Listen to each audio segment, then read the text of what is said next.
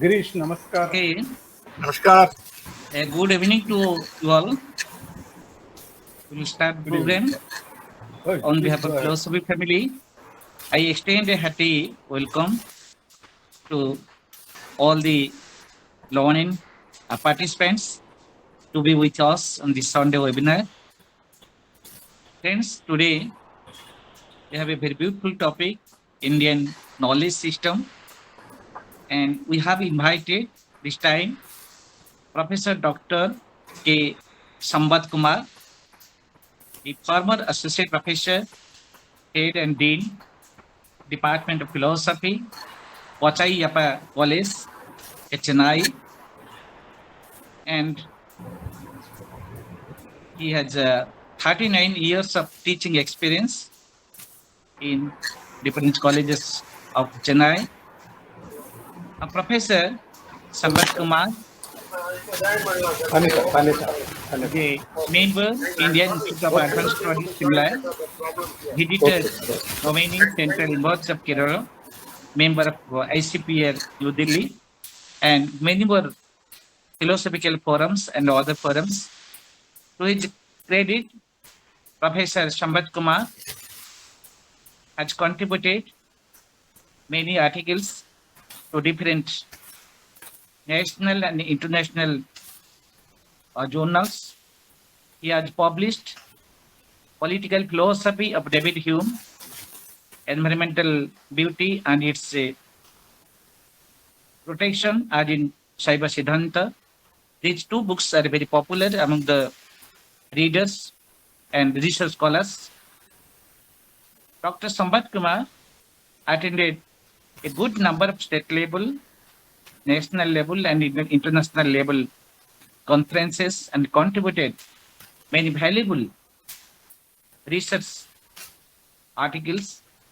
He has also attended as speakers in many UGC and national level seminars and contributed his academic lecture. He has been associated in many academic forums and administrative forums. He has been assigned different assignments when he was the professor in Yapa College, Chennai. I don't want to explore all the things because of the positive time, because of the network issue. I extend my welcome to Dr. Sambath Kumar to accept our invitation to have his talk in the philosophy family. This is the first time that we have invited Dr. Sambath Kumar to our family, and his lecture, his philosophical reflection will definitely encourage us and put academic output within us. So today, I extend my welcome to him and to all the learning participants to be with us. I extend my welcome to our admin and host, Professor Pramod Kumar Das, and our moderator, Dr. K. Omanan Rao.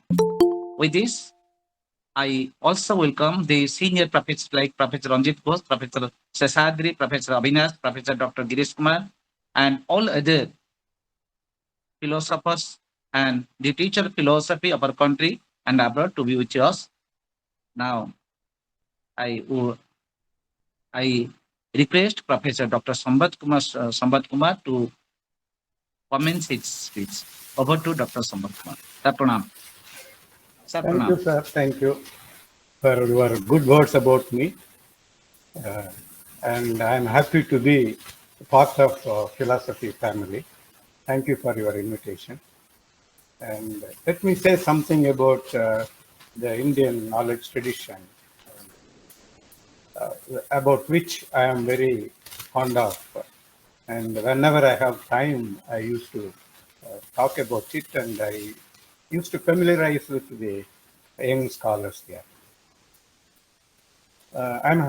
Thank you, Professor Girish Kumar, for joining here to listen me and to see me in the computer, because for a long time we are not able to see, and now it is possible. Of course, I thank If not in ICPL, we can meet here like this. right. Thank the philosophy family. Okay, let me say something. I am just going to give you some peripheral of it, not the in-depth ideas, which anyone can afterwards, they can, if they are interested, let them explore. My point is just to initiate some interest among the scholars and the philosophy family. See, countries appear like bubbles, dominate for a while, and disappear. This is the history, right? But Bharat has history of millennia and continues still vibrantly. India, that is, I can call it Bharat, is a nation with a long civilizational history, cultural artifacts, and evidence pointing that more than 5 millennia of existence. So such a long history, such nations with a long history should have left a huge repository of knowledge, right? Created by our forefathers on various aspects of human life. This, I would like to give a quotation saying of one person, quote, enables the current generation to understand the thought process and framework, analyze the received wisdom in a contemporary context, and provide new opportunities to assimilate the accrued wisdom and synthesis new knowledge. End quote. This is the writing of Sahasrabudhe, Anil Sahasrabudhe, former chairman AHP. Let the higher thoughts come from all directions. This is Rig Veda, you know that. It is in this country, only in this country, such broad-mindedness developed. This led to accommodate to various philosophies, ideas, religious sects, and sometimes apparently contradictory ideas that we find in this nation. We may note that for all these diversities of ideas, spirituality and culture are the foundation. Indic wisdom has never wavered from upholding the eternal flame of spiritual values. This is the identity of our nation. In the past 3 or 4 decades, we have tremendous advancement in science and technology. That too within a span of one's lifetime. You take, for example, for me, some 2 decades before, I was appealing to BSNL person to give me a telephone connection, which they could not, because they could not provide a 100-meter cable. Now, so much of advancement in mobile technology. We don't bother about the landline now. So this is all within the span of our lifetime, a tremendous advancement in science and technology took place. But, however, at the end of this epochal growth, humanity is at the crossroads. I will give example. For example, Green Revolution. Of course, we are benefited by this huge development in agriculture. Due to that, this starvation and famine have been avoided. Once, for example, during 1960s, we imported wheat. Now we have surplus and started exporting it, keeping enough stock for us, all due to Green Revolution, no doubt. But today, the best brains in agriculture and chemical technology are searching for ways to restore soil fertility. And there is a movement, Save Soil. So, solution to one problem leads to another problem. That is the technology we are practicing now. Another example I can give. In the last 30 years, we witnessed extraordinary development in the field of allopathy, the practices of modern medicine, right? But consider this quotation that I would like to give one quotation. Quote, the doctor ties the bandage, but it is He, H capital letter, who heals the fracture. End the quote. Consider this quotation. That is beyond medication, it is our faith and the natural disposition of our body that heal the disease, not the whole medicine. So that is the development, though extraordinary development in medicine, but still faith rules. Right? That means the technology, there is some lacuna in the technology. That's what I feel. Now the world is compelled to question the appropriateness of the methodologies and technologies that have come in the last 100 years. The world society needs alternative worldview in every area of human life, be it family, education, science and technology, and even in polity. And you know, now the world is looking towards East, especially Bharat. Do we have the knowledge base to fill this role of guiding the world? Yes, we have. The word Bharat itself means knowledge society. There is knowledge, not merely methodologies, but more fundamentally perceptions and approaches that have stood the test of the time, that could provide the answer. We have to revisit this treasure of knowledge left by our forefathers, which generally termed as Indian knowledge system. I call it abbreviated form IKS. This is widely circulated in many areas. That is IKS, Indian knowledge system. This includes, what it includes? This IKS includes as diverse as philosophy, architecture, grammar, mathematics, astronomy, metrics, sociology, economy, polity, ethics, geography, logic, whatnot, everything. Metallurgy, everything concerned man and universe. These are all coming under IKS. Don't be surprised. In each of these subjects, continuous and cumulative series of texts are available. Then, we will ask one question, or somebody may ask this question. Why should we revisit this knowledge tradition? One should be proud of his heritage. That gives self-confidence, self-esteem.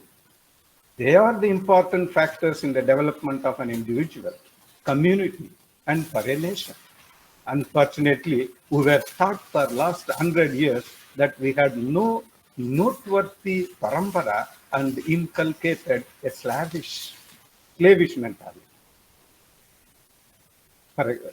That is colonized mind we have now.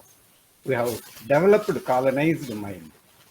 In order to decolonize this Indian mind, we have to look into our past, get motivated, and try to find ways of solving the problem faced by the humanity now. Another reason why we need IKS, it is pertaining to patent region, patent region, and the economic power arising out of a knowledge society. Because of these two reasons, we need IKS. It is about protecting the received wisdom and the economic security and national pride. A few years ago, a US company was awarded a patent for neem as pesticide. Neem. See, our farmers from time immemorial know that it is a very good pesticide, among other things. And in our household, we use neem leaves to drive the insects. Although our scientists have been tinkering around with research on neem for years, they have not applied for this specific process and lost the battle. However, in the case of turmeric powder, which is used for healing the wounds, the CSIR won the patent for, and the US revoked the patent given to a foreign company. So because of this patent, it is one of the important reasons we have to look to our IKS. It is evident that the current patent system is allowing biopiracy. Our fight against this is necessary to uphold the national pride and dispel the unfounded fears that India was incapable of protecting its traditional knowledge base. At least for this purpose, we have to revisit IKS. If we had nothing worthwhile of our past, as alleged by some myopic pseudo-intellectuals, why then did a continuous invasion from Greek to modern times the British? In spite of foreign invasions, onslaught, loot, plunder, the knowledge practices remained intact till the colonial rule. In fact, the British systematically destroyed our indigenous science, technology, education, trade, and administration. You may ask again, how dare you say like this? Or do you have any evidence for this? Yes, I have. I am telling this not without any evidence. I like to bring your attention to Sri Dharampal. Some of you maybe heard about him. The original thinker, celebrated Gandhian, lived in 1922 to 2022. That is his centenary year. Also, we are celebrating his year recently. Whose centenary was celebrated recently.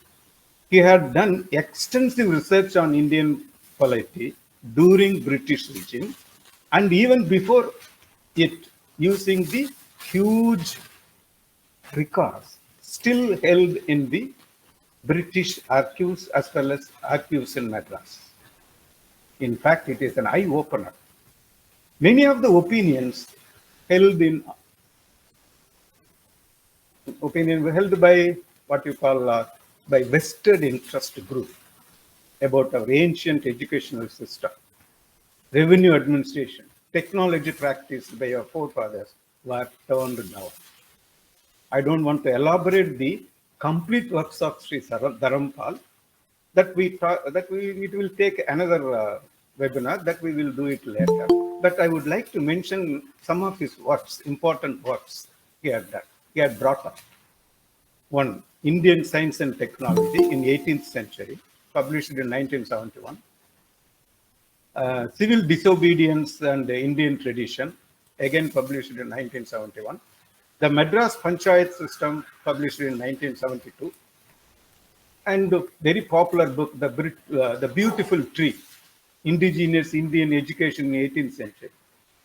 And then another book is some aspects of earlier Indian society and their relevance to the present.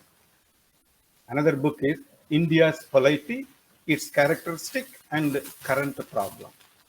Then another important work which he had published is Bharatiya Chitta, Manas and Kala. So these are all the great works published by Dharampal, and it's a very widely received. And he had done the whole lifetime, he had spent unearthing the archives, the archival records from the British Museum as well as Chennai archives. What is needed now is to undertake extensive research throughout the subcontinent. Actually, he did his research based on the records available, are records given by the British officials from Madras Presidency and Bengal Presidency, not throughout the India, because they refuse to give, because they know well that the British know well that how vibrant society Bharat had.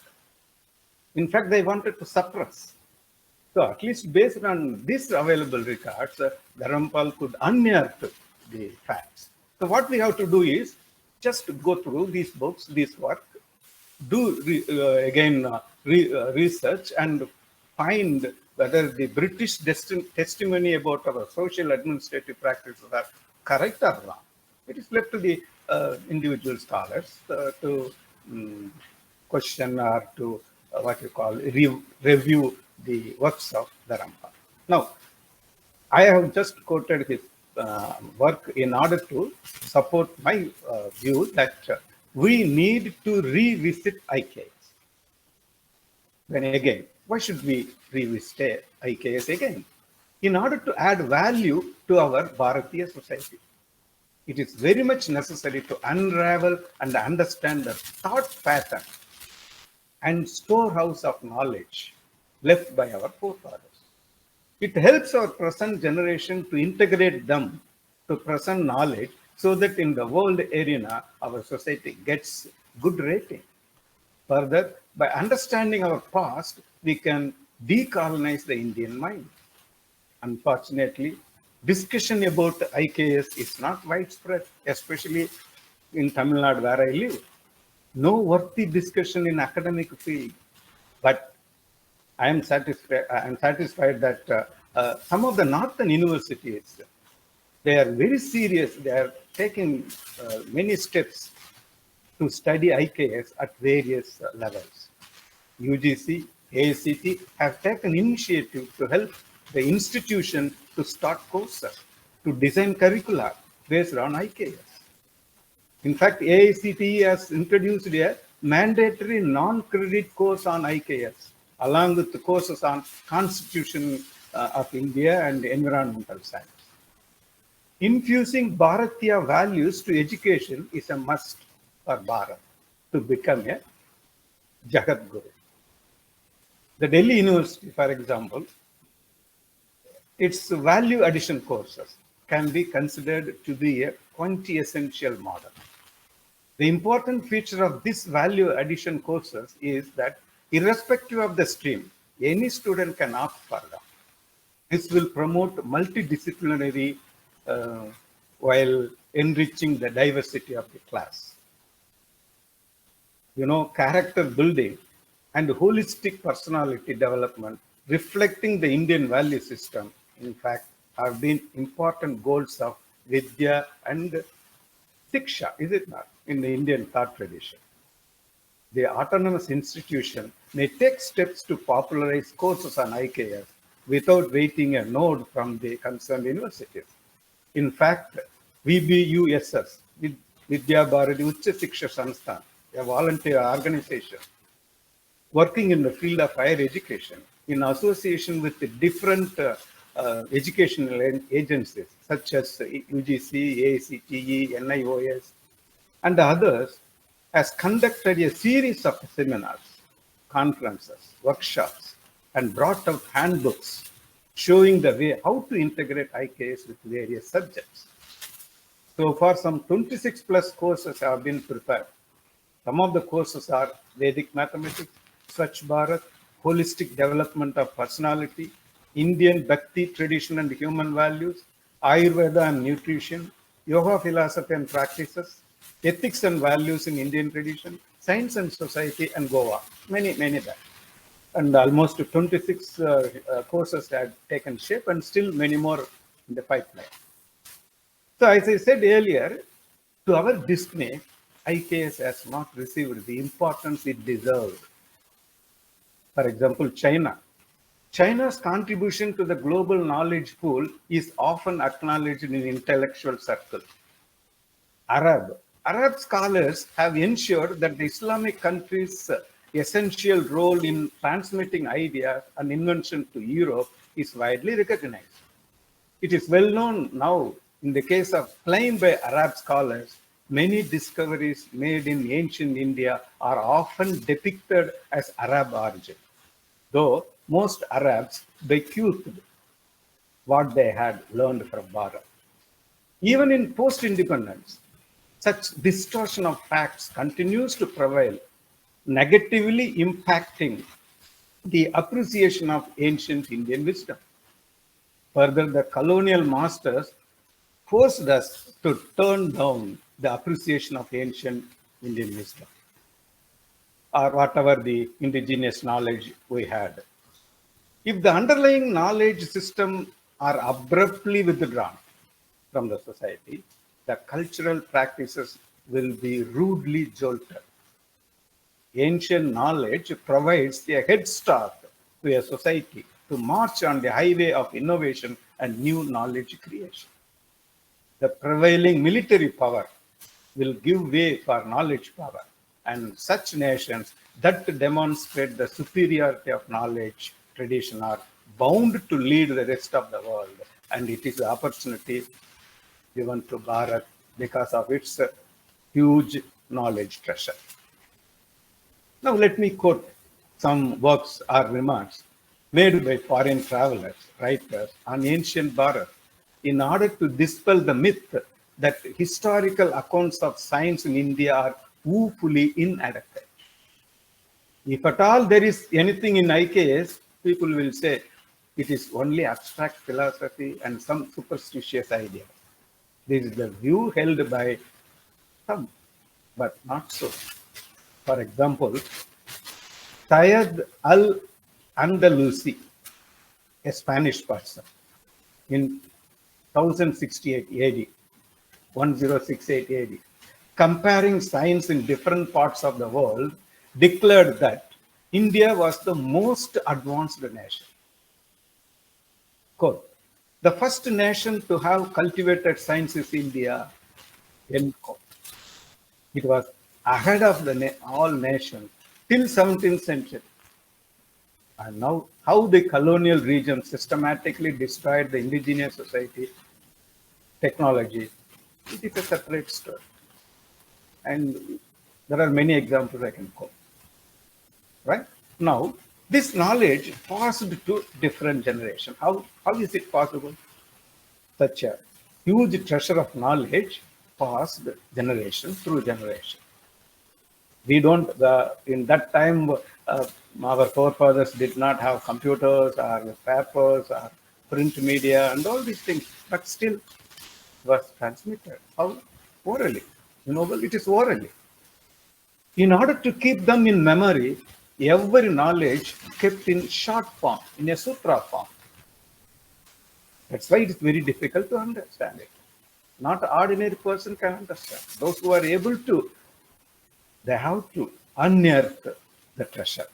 The knowledge is available in both the formal literary and informal non-literary sources also. It is available.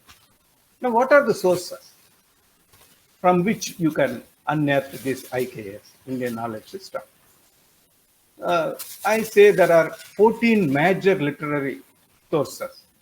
You can say in Sanskrit or Hindi, Chaturdasa Vidyasthana. That is 14 major sources, major works. And in addition to that, almost all regional languages have some literature. They are even now available for our perusal.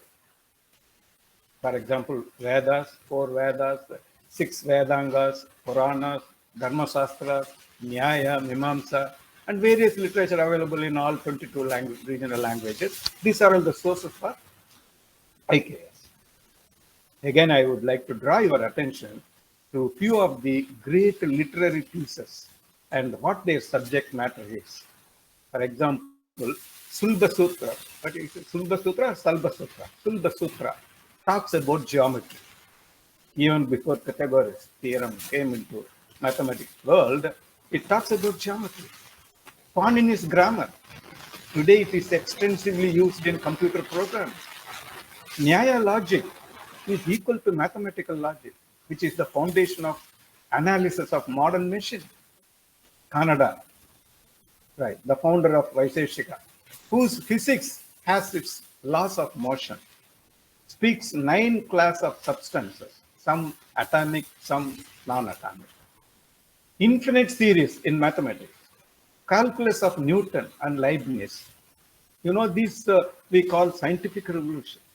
But recent research suggests that the forerunners of this is Kerala School of Astronomy and Mathematics, founded by Madhva, that is, who lived 1342, 1425. It is alleged that some Jesuits had taken this to Europe and developed it further. Then another important subject, Ayurveda, you find in Siddha literature. Many regional literature such as Tirukural in Tamil contains knowledge treasure. These are the process of IKS, I can say. So the knowledge in some of these literatures are intertwined with religious practices. They are based on empirical knowledge, experimentation, and moreover, experiential knowledge of our forefathers. It is the lived experience of our sages and seers. Some of the disciplines or subject matter developed by our rishis are still relevant, which are mixed with, of course, religious practices. For example, astronomy and Ayurveda. How the planets are going around the sun, the shape of the earth, its diameter were precisely predicted even without any of the modern instruments as we have now. You know, ISRO is using this data. Another, I will give one example. In Tamil literature, Bhakti literature, Tirupavai, composed by Andal. In one pasuram, she says, Velli எழுந்து வியாழன் உறங்கிற்று. You know, Velli எழுந்து வியாழன் உறங்கிற்று. Velli refers to Venus, Shukra, Venus, and வியாழன் refers to Jupiter. She mentioned this astronomical phenomena in her pasuram, that is when Venus rises and Jupiter disappears. It's an important information that do not take place often. It is connected with an event. So such minute astronomical data observation done by ordinary bhaktai through her devotional song had composed. Not only this, the whole Tirupavai, many of you may be aware of it, contains one of the pasuram says how rain clouds are formed, how rain comes. We find in class 6th or 5th books now. But she did it in early, at that time. See how ordinary persons are aware of such astronomical data. And this astronomical data is given in a very short form in a Bhakti literature. This is how almost all the data and the knowledge of Indian knowledge system are intertwined with religious texts. Another example which I would like to say, that is Ayurveda. All about plants and herbs. It's very much useful. Of course, you know well, during this pandemic, how it was useful. The modern medicine could not. But Ayurvedic medicine was very much helpful during the pandemic. Another example, in case of metallurgy, specifically steel making, the India's Woods steel, it is called Woods steel, was used to manufacture swords used in the battle, famously known as Damascus blade. Because of the major changes in our educational system during British regime, there was a rather abrupt end to the process of knowledge transmission, one to other, one generation to other. They have systematically did it. Then, is it possible to recreate such scientific truth in the present day? Yes, possible. There are many research organizations, educational institutions, and individuals are carrying out research in this field using our traditional knowledge, which paved the way for sustainable development. Most of the technologies which we are using is not friendly with the environment. So there is a mantra, sustainable development, whether it be in economics, politics, or science, everywhere this concept is used, sustainable development. And it is possible in our Indian traditional knowledge, using that, who can make, for example, one institute, Guntur Sri Maharishi Research Institute of Vedic Technology. They are successful in production of nano copper, purification of metals, melting metals in low temperature, conversion of iron scrap to nano iron. These are all possible using the traditional methods. And in fact, this is what we call the alternative technology. Like alternative medicine, it is alternative technology based on our Indian knowledge system. Now, let me turn to philosophy, because we all members of the philosophy family.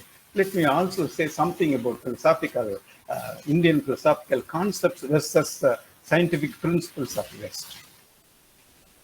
Max Planck Institute in Munich. Many of you heard about it. Its emeritus professor and president, Professor Hans Peter. He occupied this chair. Earlier, Albert Einstein, Heisenberg, who adorned this chair, and Professor Hans Peter also chairing this Max Planck Institute. He says, quote, whenever I give lecture on quantum physics, I feel as if I am talking on Vedanta. This is the quote. He is telling this.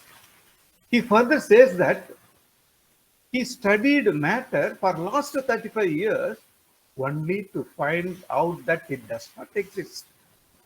See these words of Max Planck Institute Emeritus President refer this point with Adi Shankara. All that you see do not exist. This is the quote from Adi Shankara. All that you see do not exist. That's what Hans Peter also trying to tell. After such a long revolution in science and development of the West. Then let me quote one or two quotes from Albert Einstein. Actually, his period is, 1879 to 1955. Why I am telling his period is, even before that, we had developed some philosophical concepts. To refer that, I am very particular about his period. Now, one of his quotation, quote, I did not arrive at my understanding of the fundamental laws of the universe through rational mind. End quote. That means knowledge can be obtained other than empirical means. That is the backbone of empirical means is the backbone of the Western scientific method. But he says that other than empirical means, knowledge can be obtained. That means other means also, what we call intuition. That is the contribution of IKS. Another quote from Albert Einstein. Quote, concerning matter, we have been all wrong.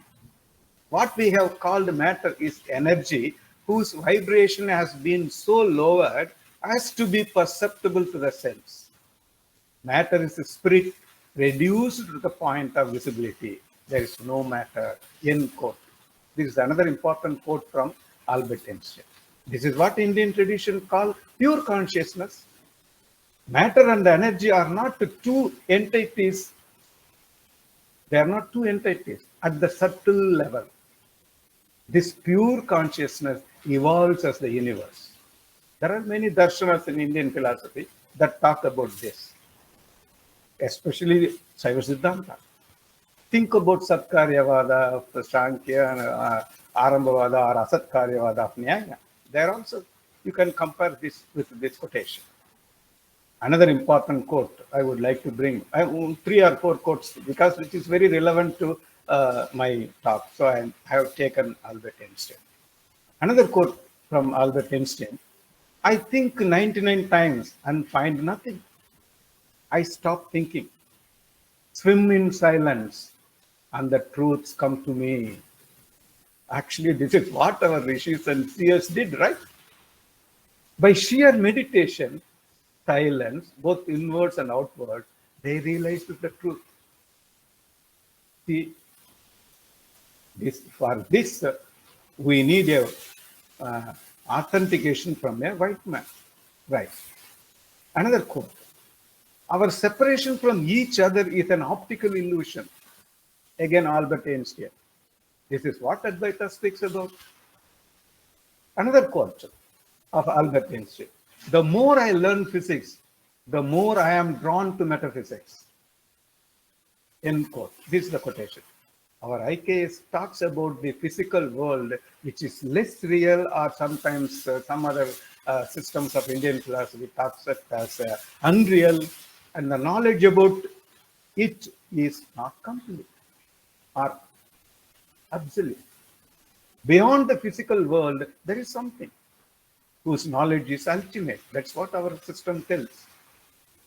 That we can quote, that can be realized not only by few, by everyone. That is the statement of Indian philosophy.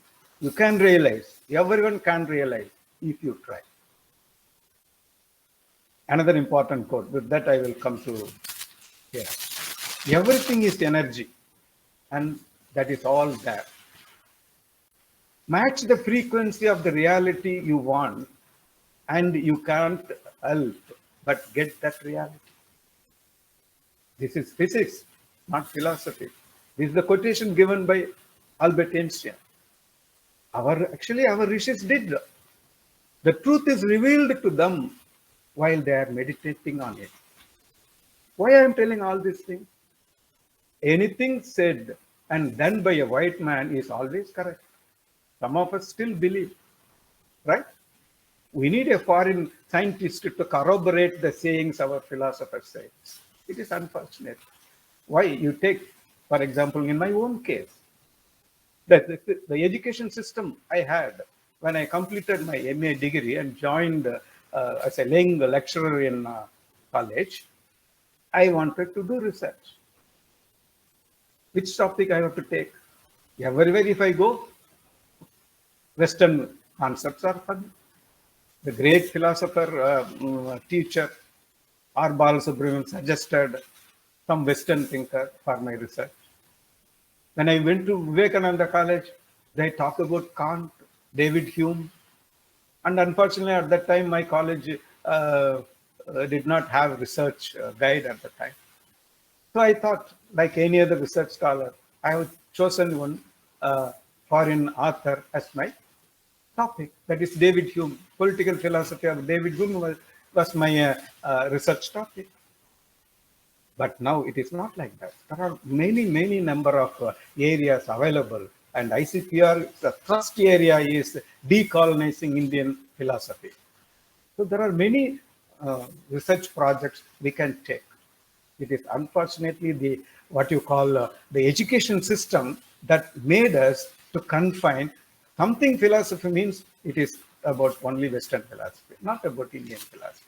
Why even text, some of the text, Indian philosophy text. When I was a student, except a text by P.M.P. Maradharan, there was no other text. Of course, Radhakrishnan book was there. It was only a reference book that BA and MA philosophy students could not do it, only a research scholar. But now, number of textbooks are available. And there are possibilities are more to explore the research in Indian system. See, another point I would like to make, how the Western look at reality and how India looked at a reality. The Western tradition looks at everything as made of opposing parts. It discriminates this and that. A dualistic approach, such as day and night, mind and body, true or false, as if they are opposing it. Two entities, different entities, dualistic approach. Through this dualistic approach, it tries to understand things in the world. It proposes philosophy. It proposes scientific advancement. In fact, based on this dualism, Descartes proposed the cogito ergo sum, right? The whole scientific evolution started after him. Everything because of the discriminatory. Everything is different. Everything is separate. But whereas Indian tradition suggests something different. It is holistic approach. Mind and body are not dichotomy, not opposing entities, but parts of the whole. They are complementary. Any system is not mere collection of parts, but integration of parts, having some same nature as the whole. This is Indian tradition. Holism, that is the hallmark of IKS, is the theory that parts of the whole are in intimate interconnection such that they cannot exist independently. This is the theory. The approach applied in our Indian medical system, for example, alternative medicine and yoga, the same.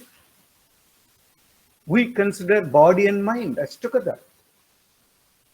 Ayurveda treats like that. And the yoga system consider body and mind as together, one. So its practices. Some of the modern disciplines, such as, ethnobotany, this new discipline, which gives way are how medicines are produced using the herb, using the plants, ethnobotany. Another cybernetics, the what you call building robotics, cybernetics. It's a very interesting one.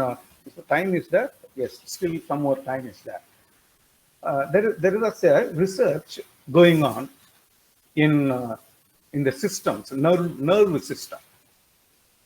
When they are building robotic, the Western tradition thinks that the brain is the center of everything. The brain is the what you call important fulcrum or the uh, uh, starting point from which every command is going. This is how they thought about the human body. But when they do research, they found some of the cells in the human body, in the nerve system, independently they do act without getting any command from the brain. This is the great invention they are talking about. But here in Indian philosophy, we know that every cell is nothing but is microcosm and there is a macrocosm. And every cell is similar to other cell, but this particular cell acts specifically. For example, in fetus, one cell, it multiples. And that one cell multiples different cells, and these different cells have a specific function. But in the beginning, they are all one. That means cells can independently do. This they have found now. That is cybernetic. That is helpful in building robotics. Of course, quantum computers, artificial intelligence, in all these, our traditional knowledge plays an important role. Our traditional 6 ways of knowing, right, pramanas, are more easily applicable to modern science.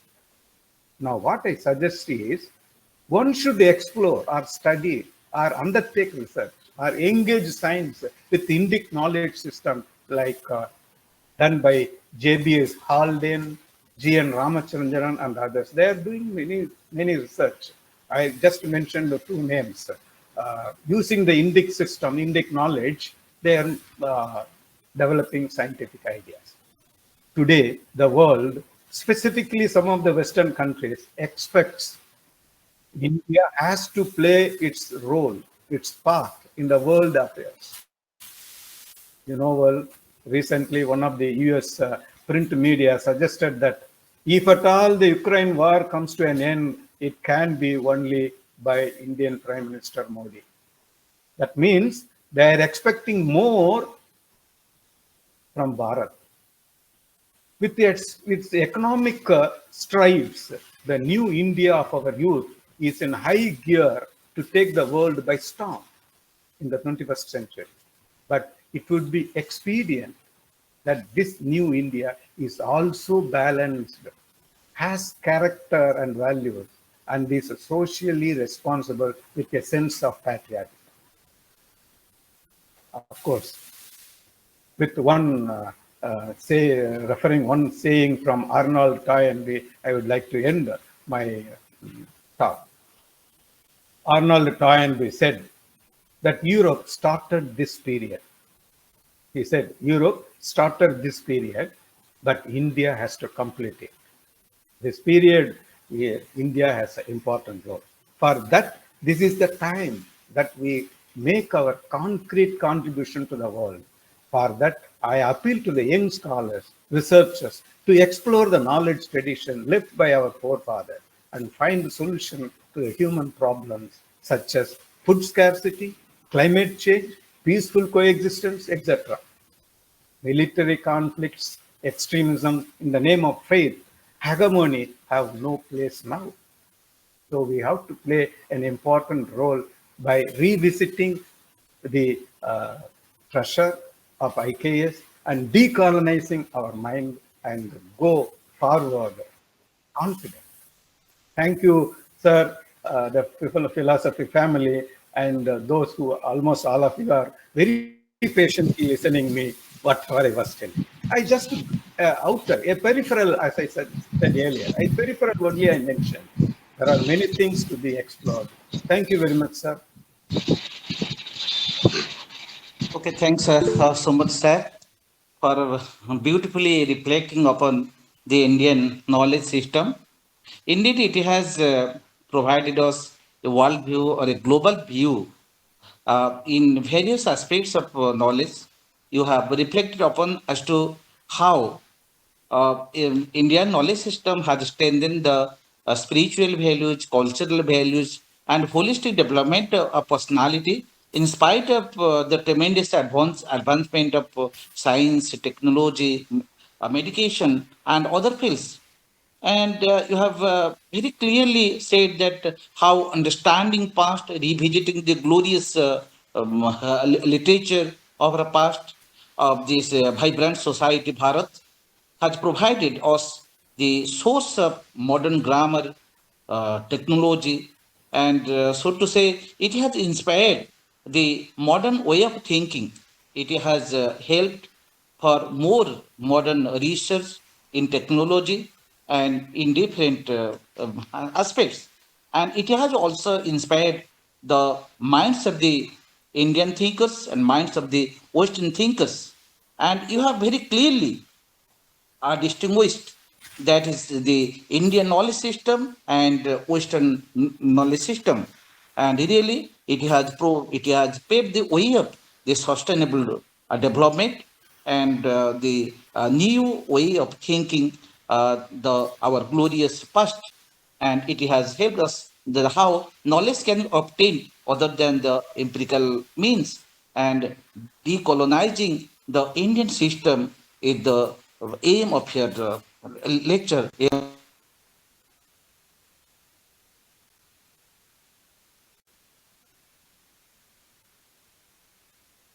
Now to carry on the interactive session.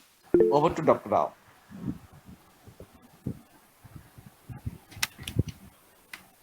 Namaskar, everybody. Very good lecture.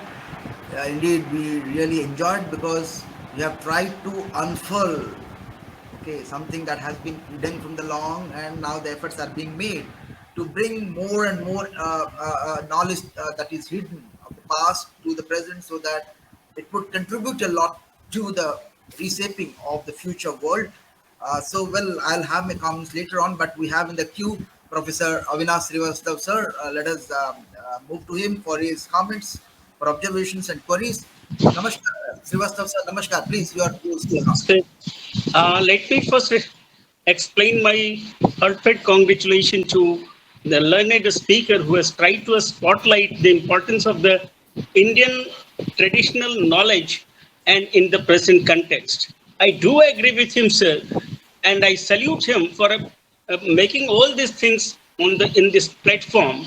And for one I would like to add, even the Newton who has invented gravitation has been already mentioned in the Kanada Sutra, where it has been said, Sanyoga Bhave Gurutvat Patnam, verse 517. And thereafter he says, Sanskara Bhave Gurutvat Patnam. He arrived this conclusion after getting the apple falling on the ground, and it has already been said there, I think. And not only that, he has said there are three stages of the motion, Vega, Bhavana, and Sthiti. Anything wants to stay in a same position, and in order to change it, so all these things have been discussed minutely detailed way in the Kanada Sutra. Second thing, sir, I think you must be knowing all these things, that in south itself, there was a temple and there Viman Vattu was written there. And that gentleman, one gentleman from Chennai itself, he just demonstrated how a plane can fly and it fall down after few yards. And there, 80 years after that, Wright brothers have invented that. And sir, you have rightly said about the German physicist that he has also accepted that whatever I give a lecture on quantum physics, I feel as I am talking on the Vedanta. And finally, he says that all that you see does not exist is nothing but the literal translation of Brahma Satyam Jagan Mithya Jivo Jivo Brahmavana. So I think, sir, it is a wonderful lecture. I congratulate you once again from the core of my heart. Thank you, sir. Thank you very much. Thank you so much, Professor Srivastav. Really so. Indian knowledge system has been somehow taken to the West, and we people are left where we are, and they take the pride for inventing. But the problem is we have not found what actually was there, and it is now time that we should unfold things and bring to the forefront and see. One more thing, sir. One more thing I would like to say that their Renaissance period came when they came to India. They studied our literature and invented so many things and just made a copyright of their own. This is the unfortunate part that we have not studied it well. We have been colonized. Now the time has come to go to the Vedas, go to the Upanishads and decolonize our mind. Thank you once again, sir, for Thank your you. brilliant. Thank you so much, Professor Sambath sir, I am Daji from Kasaragod. Your talk is very informative and Good evening. Good the evening. door is open for us to how to move towards this particular subject. And we are very happy to hear the valuable words from you. Thank you, sir, very much. Thank you, sir. Thank you. Welcome, Dr. Rajesh. Thank you. Well, let us move to Professor P. Seshadri, sir. Now, after a long time, we are finding it here. We'll be very happy if Professor Seshadri speaks to us something and provide us some input for further discussion. Namaskar, sir. Please, welcome, sir. Professor Seshadri.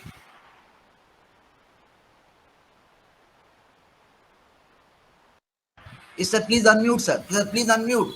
Sir, please unmute, sir. Yes. Am I audible Please, sir. now? Yeah. Yes, sir. Let me Audible. begin with a Tamil greeting to Professor Sambath Kumar. With my very little knowledge of Tamil. Vanakkam, sir. Vanakkam. Vanakkam. Vanakkam. There is one good term I know in Tamil. What we say, namaskar or pranam. I must first appreciate your effort in trying to highlight the good things about Indian knowledge system. And your perhaps the very uncomforting feeling that it has been ignored. It's very true. But don't you think we ourselves are responsible for it? The 2 or 3 generations that lived before us, they allowed themselves to be exploited, colonized. And even when I go back to my school days, we never had a kindergarten. We came straight to the first standard when we were less than 5. And we had wonderful teachers, but unfortunately, as we went to higher classes, our system was entirely based on Macaulay's methodology. That is one thing where we have to hold ourselves responsible. And then Nehruvian socialism, coupled with the social context of India, social structure, where the masses were deprived of a lot of valid information, which we have highlighted is contained in ancient texts, because that is the privilege only of the Brahmins. And we secluded a large Indian population. Fortunately for us, we now have many students from the backward classes, other so-called backward classes, I would say. I don't like to use the word caste, or the different sections coming into higher education and doing fairly well. Where have we lost the touch with Indian knowledge? It starts from the school. So what we have to do is to start from the school level, primary level, and as you said, value addition has to come. And I have been always an advocate of streaming the Indian mind, the Bharatiya mind in spirituality. And unless we become spiritual, we are not going to be open-minded towards everyone, respect everyone. The second point I want to make is you talked of the lacuna in technology. I think technology improvises, it improves itself. There is a nature of technology because it is meant to solve problems that new ideas come, the technology will be new, it will be more developed, updated. I think the problem lies with the human mind, people who handle technology. And they become so private. The principle of privacy determines how the technology will be communicated. So patenting and not being able to sell. We allowed our knowledge to be taken away, and the foreign people, the Westerners, are selling the same knowledge to us under patent. So I think again it becomes a cycle. The third point I want to make is whether Indian knowledge system was entirely spiritual. It is holistic, yes. Entirely spiritual, my answer will be no. It was very much concerned with the daily life of people. And I think if you go through Chanakya's Arthashastra, we get a good picture of the kind of society we should have had. And whether it have been working, it will be effective in the modern context, I have my doubt, because the system itself, there are systemic faults in our entire education system. And unless that is situated right, I don't think it possible for us to have it. And the last is, I very much like the way you put it, integration of thoughts, not only collection of thoughts. I am impressed by that. I think that is the USP of the talk you delivered. Congratulations, Sambath Kumar. Once again. We hope to meet in IPC next. Oh, sure, sure. Yeah. Over to Professor Sambath Kumar to respond to Professor Sisadri, or you want to say something, sir? Let me hear from Girish Kumar sir also. Okay. Well, Dr. Girish, please, sir. Sir, Dr. Girish Kumar, sir, please. Yeah, I was just listening, didn't want to intervene much. We do that. See, we in Baroda, MS University, started Hindu studies, BA together. So we actually keep exploring also. Now, there is a suggestion from some quarters that if you look at the entire world civilization, you see, look at the Egyptians, they had some expertise in trigonometry, etc. Look at the Aztecs, the Mayas, some portion, the Babylonians, some portions. But do we find any civilization anywhere in the world which is comprehensive? In Bharat, we have, let me put it in one sentence, we have Kama Sutra to Advaita Vedanta. I don't think you can leave out anything in between. It's a complete knowledge system. Right. If you go back and see, at one time, we had nearly 760,000 universities. 760,000 plus universities in Bharat. Gurukulas, we call them as small and big. And we find some Gurukulas specializes in something. So people, those who come to learn, I mean, people in the world, those who look for knowledge, had only one place to go to acquire knowledge. That was Bharat.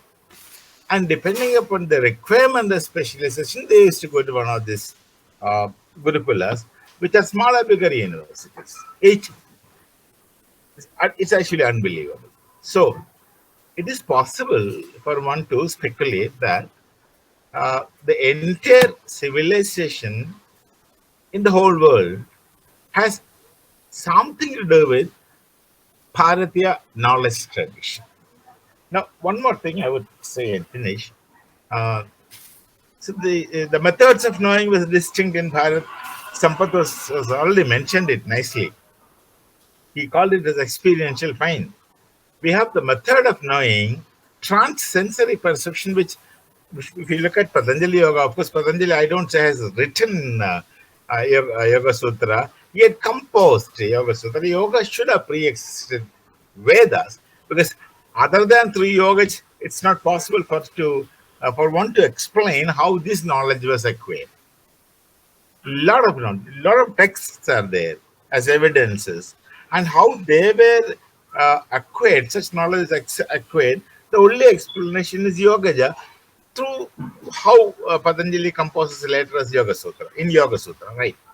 So they have a distinct method of acquiring knowledge, which is not cognitive, and putting it in English, you have to say it's experiential, as Sampath was rightly saying. So one has to be conscious about what is behind us, behind me, behind you. So going, searching is important. Now, the Vedas, the last sukta of the 10th mandala of the Rig Veda very clearly talks about collective existence, which suggests the epistemology of coexistence, not an epistemology of differences, which was better spoken by Marx. What Sambath said is very interesting. See, look, the entire European knowledge tradition goes through dichotomies. They are unable to see connections of coexistence. The Bharatiya knowledge tradition long recognized the nature of nature as plural and multiple, and we know how to deal with it. That's all. One has to be conscious about such things. Namaskar. I think, sir, both Professor Girish Kumar and Dr. Seshadri actually complimented my talk. They made observation. And Not I do, voluntarily, it's automatically. It's not that wantingly doing it, it happens. right. What you said is right, sir. Right. It's the only thing that they are complimenting my talk. I do agree with Girish Kumar sir as well as Seshadri sir. See, the point I would like to emphasize is somehow we were suppressed, or we were told, we were taught that you don't have anything. And in some quarters, this is still going on. Now it is high time we have to come out. Mentally, we have to come out. And once you feel that you are proud of your tradition, then head start. You can double. Your approach and achievement will be definitely increasing. As I suggested earlier, when I was a student, I could not explore Indian thinkers for my research. Now it is possible. Opportunities are there. There are many, for example, some projects are given by ICSSR on Indian knowledge system. Research scholars can take up. These are all based on the our Indian treasure. The ideas are available. Only thing that is, you should have a deep knowledge in your regional language, or in Sanskrit, or in English. Otherwise, it is very difficult. Because those treasure, I already told you, it is a oral tradition. In order to preserve all the ideas, they have given in a short form, in a sutra form. Otherwise, why should, even before we start teaching Sanskrit in universities, in modern education, Germany and many of the European countries were teaching Sanskrit, because they have taken a shipload of documents and books in palm leaves available in India. A shipload of it they have taken, and still only still 90% of it is lying there in some of the warehouses of European universities to unravel it. That's why they started studying the Sanskrit. Now it is high time that we also should learn Sanskrit, at least in order to understand the treasure. With these remarks, I hope I would like to conclude my talk, sir. Thank you so much, Professor Sambath Kumar. Well, listening to Professor Srivastava, Professor Sesadri, Dr. Girish Kumar, and your response, the one thing that comes to my mind is the naughty factor that has been played by Macaulay.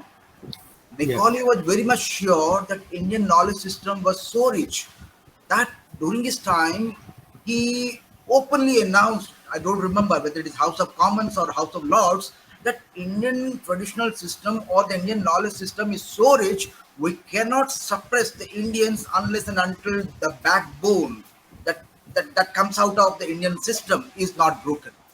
That's why they stopped the Gurukul system of education and they wanted to introduce the English methodology or the English system of education only to create a band of clerks, as he openly declared, to create a band of clerks who would serve their needs.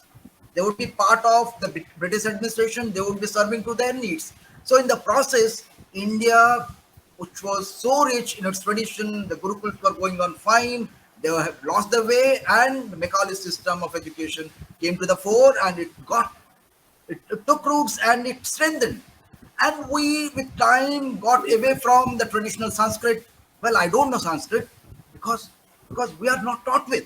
Okay, the ancient texts where the treasure is lying, and we have been kept away. We have been brought in. We are interacting not in Sanskrit but in English because we have been trained like that over the period of time, right from Macaulay.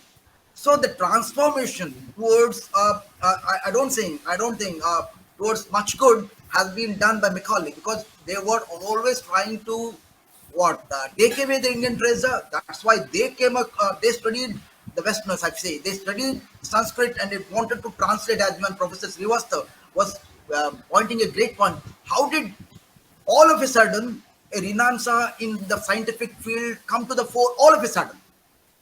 Imagine 16th, 17th yeah. century. The Indian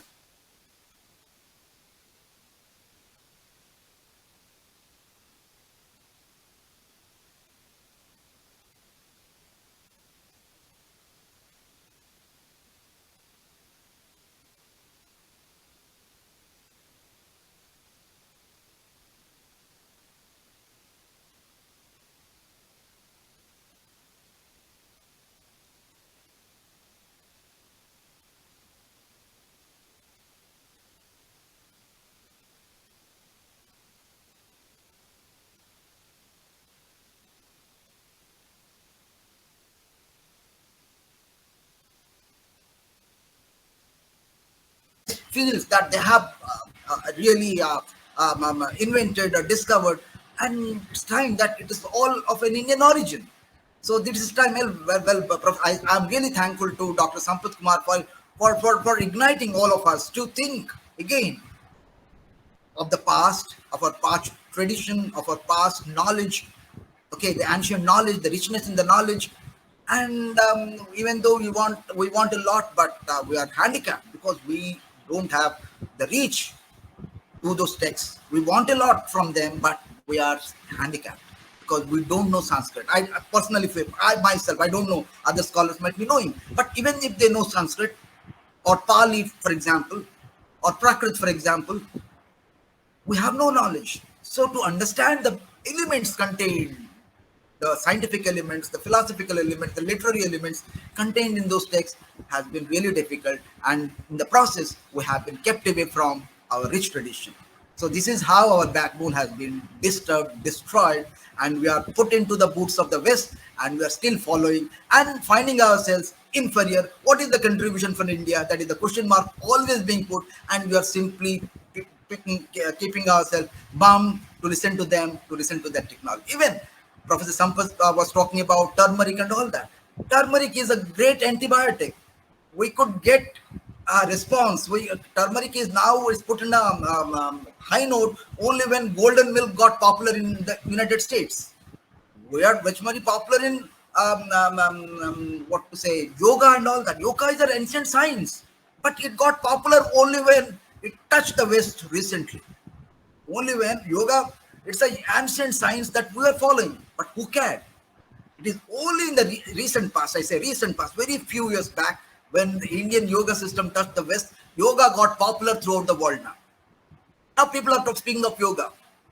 So the thing is, we have a rich tradition, but we are not trying to bring it out. Okay, only when it touches the West, when they appreciate, we feel, oh, it is our contribution. So things get wrong. So that is the point, and Professor Sampath has really, I'm really happy that Professor Sampath has come with a point where the education system should focus on some ancient languages, so that whatever ancient texts are left, should be brought to the people. It should be studied carefully. Maybe still more sutras can be, I think, can be understood and given a scientific color, so that we can really contribute to the scientific world. Thank you. I have another comment to make. Let us, in the meantime, let us take somebody from the chat box. Well, we have Shravani Mishra Madam. She says she has she was talking about the science and technology of the West, but it has lost humanity. There is a gap, okay, with science and technology and the humanity being lost on the other side. Okay, Shravani Mishra, she had left, she has joined now again. Now she says, how could our knowledge system bridge the gap? This is the point that she now, and a sort of sustainable development that you are pointing at can be reached at. Thank you, sir. Thank you. Please. I would like to add your point, one more point. Shall I? Yes, sir. Yes, sir. Welcome, sir. Yes, Okay. sir. See, before Macaulay, there was one Thomas Munro, who was a collector or governor of some Madras presidency at the time. He had given a report to the British Parliament about the educational system that was going on in Madras presidency at that time. Number of schools, higher educations, almost every village has school. And you know, it is funded by itself. I mean, the temple, the society, the village. And no school received any fund from state government or the authority. That was surprising to the British parliamentarian after seeing the report of Thomas Munro. Then they sent to Macaulay with the clear instruction that it should be destroyed. And education is only for few who can be helpful to us. That was the mandate and the mission given to Macaulay, and then it is a history. Well, that point. Another thing that it is, even if we don't Sanskrit, at least what I suggest you, everyone should know his language, whether it is a Gujarati or Tamil or Telugu. I'm sorry to say that I'm not well versed in Tamil also, though my mother tongue is that. I studied, I brought up in Tamil Nadu. I am unable to decipher one simple Pasuram in Devaram or Thiruvasaram. Such is the case, many of them, because that is the education which we have got. So before going to Sanskrit, at least that regional language has to be mastered. Thank you, sir. Thank you for giving the opportunity.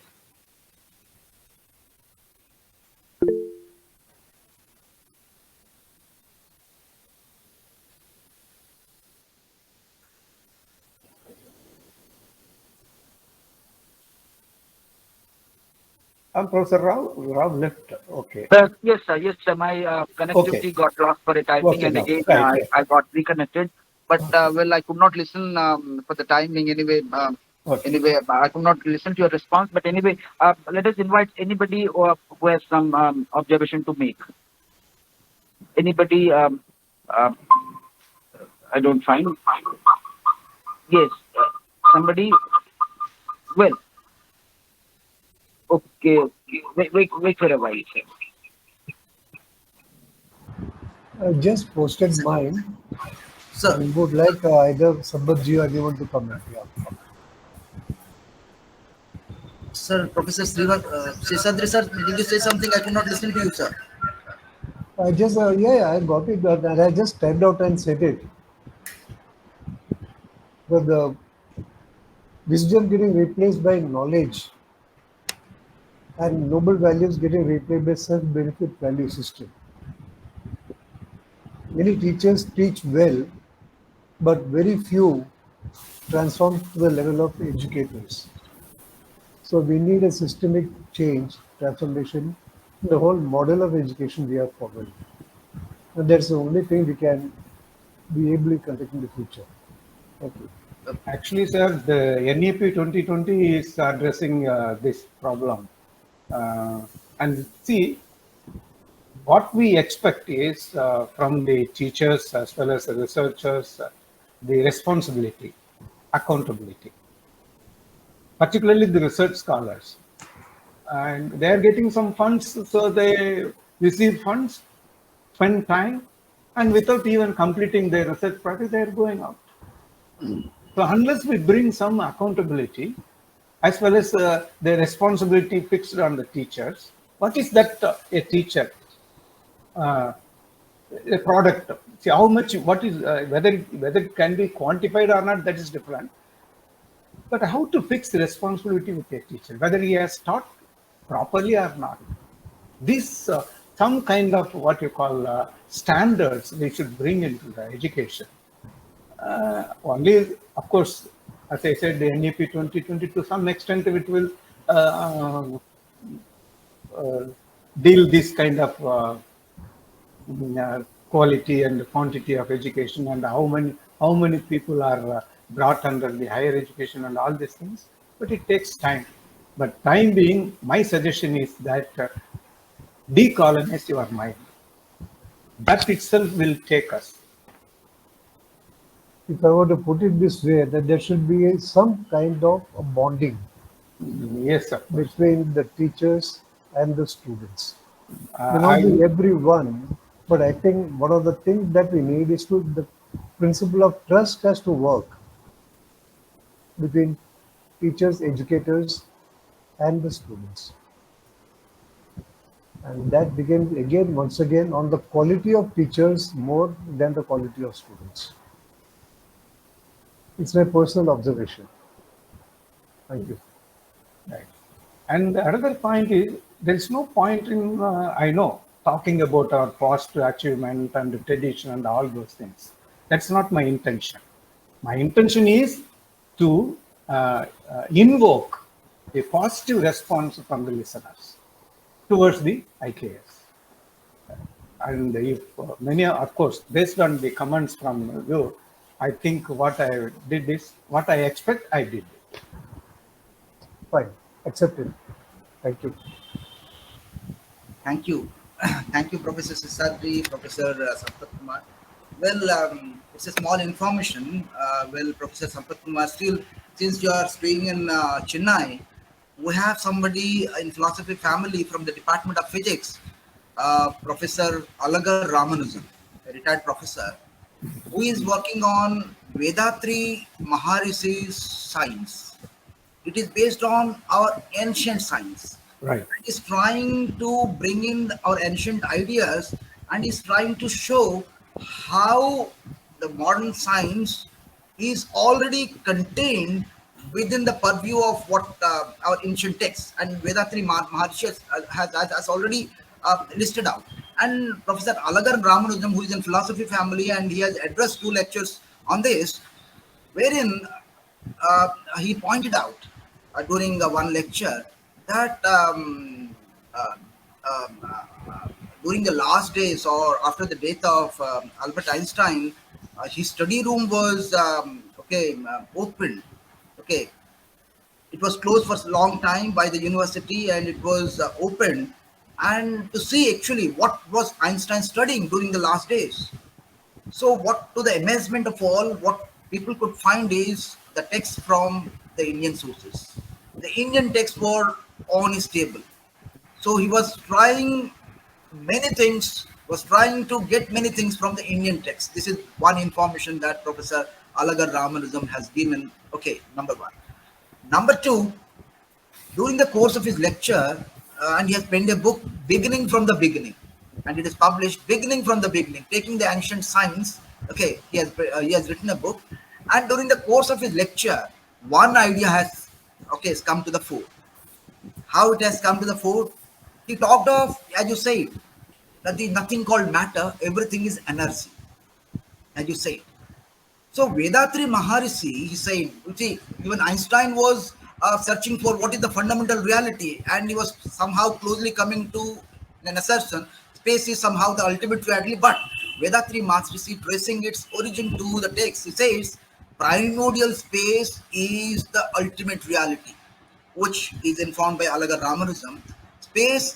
Primordial space is the ultimate reality, charged with consciousness and energy.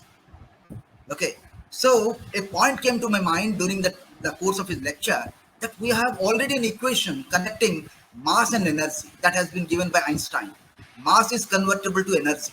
Okay, now that we have our tradition from our text that primordial space is nothing but consciousness and energy. If we get across, because he was a professor of mathematics, physics, that's why I made a suggestion. If we come across an equation connecting the primordial space with energy through consciousness, then we can connect the primordial space with matter, because we have already an equation given by Einstein connecting energy and matter. But if we have a mathematical equation connecting primordial space with energy, then primordial space can be equally connected, very well connected with matter.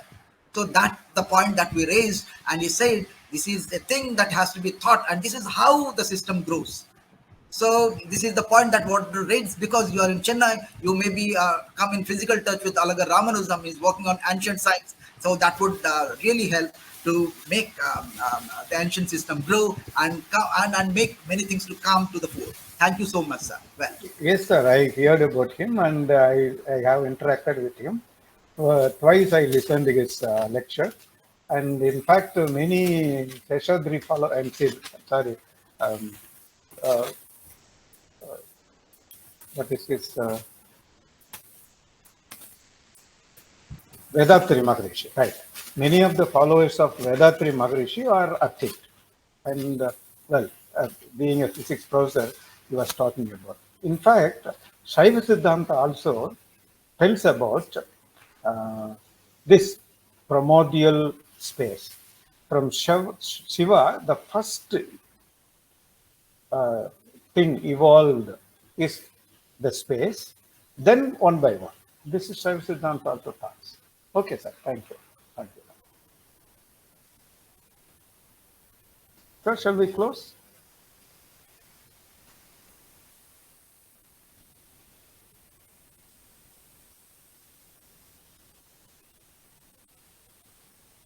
Hello? Shall we close? Perhaps Dr. Rao. Okay, now I request, okay, actually, perhaps he has left. Now, may I request Professor Pramod Kumar Das, our admin, to have his own observation. Namaskar, namaskar. Pranam to all. Okay, Yes, Professor Pramod Kumar, yes, Professor yes, Pramod yes, Kumar. yes, yes, yes. Really, this is wonderful and very insightful talk. I shall say in philosophy family, this is the best one. Why I say so? Because it is very much original and very much informative. And this is also uh, this is also a challenge that we should decolonize our mindset. When we are talking about Indian knowledge system, we don't take knowledge simply as an information, simply knowledge that knowledge is power, knowledge is virtue, as defined by many great philosophers. Here, knowledge is liberative. It is knowledge, sa vidya ja vimukta hai. It is knowledge is transformative. It is knowledge is transformation. Knowledge liberates our mind. Knowledge liberates our mind from the dogmatic slumber. That means we transform day by day. It is because we are so humble to admit that knowledge is always incomplete, because we cannot know the truth as a whole, because it is based. Therefore, Professor Sambath Kumar said very beautifully that our method is intuitive method. And also great scientists also admitted that our method is intuitive method, because we cannot know the truth by scientifically, mathematically, and any other source. If we try to know, it will become relative. So on that basis, we can say that knowledge is very much connected to human life. But in West, what the problem is, the crisis is, we are very much motivated by Western tradition, Western modernization, and that is the problem. Now, the so-called rationalists, Hetuvadis, they claim differently. That they define science in a very wrong way. When we define science, we have to know that how to live with your knowledge, how to transform in your life, how to how to wider your mindset. Therefore, Aurobindo said that different levels of consciousness, different types of mind. So we are not. Therefore, we should not be. We should be free from the colonization of mind. That is the great thing, and everything is well discussed here. Thank you, sir. We shall invite you again and with a very beautiful topic. Thank you, sir. Grateful, grateful. Over to Koila, sir, for vote of thanks, Thank you, and we shall thank you, conclude thank you, here. thank you, Professor Das. Very interesting thing that Professor Das has pointed out, that if you make a reference to the Western science, it is not liberative, but the Indian knowledge system is liberative. This is the final purpose of human life. And Here knowing is becoming. Here becoming, knowing is here knowing becoming. is becoming. If you As you know, know, so you become. yes, if you know, you have to become that. Brahmavid Yes, Brahmeva Bhavati. You have to become yes. that. That is, But they know only in the sense of academics. yes, That, yes, that is not our knowledge system. yes. And the Anyway, beautiful point, we are behind the schedule, so we shall stop here. And sir, please request Kolas sir to yes, give yes, vote of yes. thanks. Yes, so it's a beautiful point that Professor Das communicated. In the Indian knowledge system is always liberative, and that is the end. It's the final purpose of life, human life. Why we are here. So this is how Indian knowledge system is something much beyond the Western science and the Western knowledge system. Thank you so much for your talk, sir. Well, let us move to Dr. Maharana for a formal vote of thanks. Thank you so much, Okay, Professor Maharana. thanks so much, Dr. Rao. So now it's time for extending a hearty gratitude to hearty gratitude to Dr. Sambath Kumar. So today he has strengthened our outlook on Indian system, Indian knowledge system. So it has really inspired us and benefited us. And today, I, on behalf of Philosophy family, would like to extend our gratitude to Dr. Sambath Kumar for accepting our invitation and for giving a very beautiful lecture on Indian knowledge system. And today, I would like to extend our gratitude to Professor Avinash, to Professor Sasadri, Dr. Girish Kumar, Dr. Rao, Sabani Madam, and all others, and Professor Pramod Kumar sir, for reflecting upon the Indian knowledge system. And today, really, it has benefited all of us. I would like to extend our gratitude to all the learned professors and scholars to be with us on Sunday webinar.